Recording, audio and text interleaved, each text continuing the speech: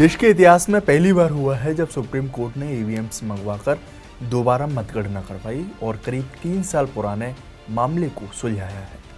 हरियाणा के पानीपत का ये मामला है जहां 3 साल पहले सरपंच चुनाव में गड़बड़ी हुई थी, जिसका मामला सुप्रीम कोर्ट पहुंचा और अब एससी के दखल के बाद पीड़ित को न्याय मिला है।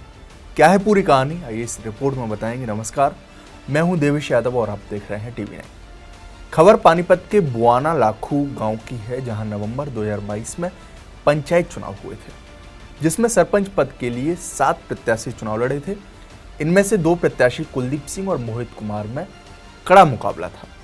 गांव में 6 बूथ बनाए गए थे, जिनके नंबर 65, 66, 67, 68, 69 और 270 थे।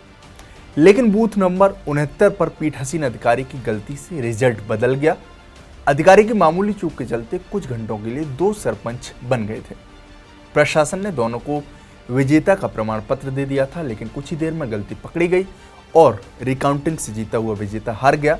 यहाँ प्रत्याशी मोहित कुमार को मिले वोट कुलदीप सिंह के खाते में जुड़ गए थे और कुलदीप सिंह के वोट मोहित कुमार के खाते में, जिसके बाद सभी बूथों के योग के आधार पर कुलदीप सिंह को विजयी घोषित कर दिया गया और मोहित कुमार को दिए गए प्रमाण पत्र को रद्द कर दिया गया था।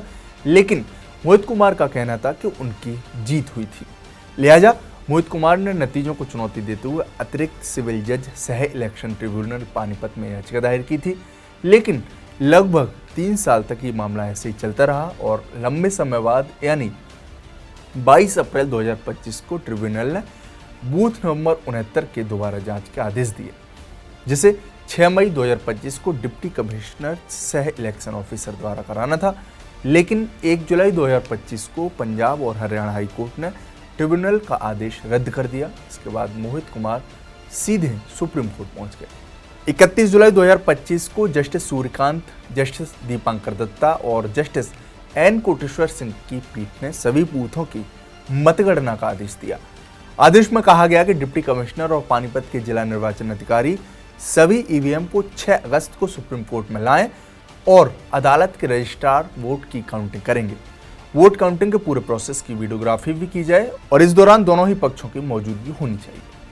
कोर्ट ने इस तरह का आदेश पहले कभी नहीं दिया जहां ईवीएम को मंगाया गया हो।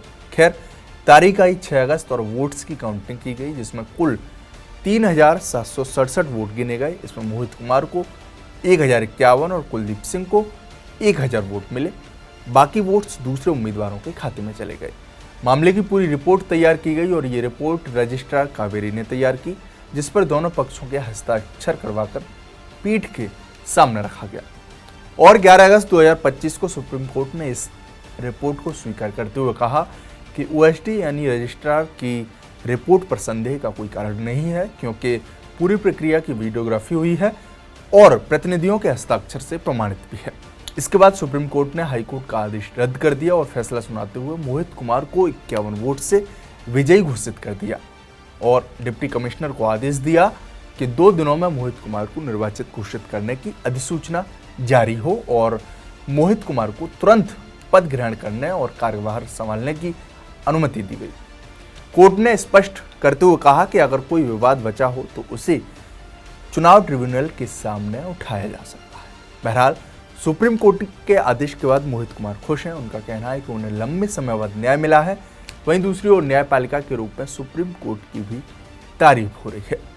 आपकी इस रिपोर्ट पर क्या राय है, हमें कमेंट बॉक्स में जरूर बताएं। साथ ही हमारे इस चैनल को सब्सक्राइब करना न भूलें। शुक्रिया।